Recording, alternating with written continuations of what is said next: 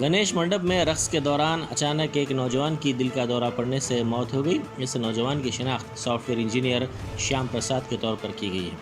गणेश विसर्जन के सिलसिले में गणेश मंडप में रक्स के दौरान वो अचानक दिल का दौरा पड़ने से गश खाकर गिर पड़ा। इसको इलाज के लिए दवाखाना मुंतकिल किया गया। डॉक्टर्स ने उसे मुआयने के बाद मुर्दा करार दिया।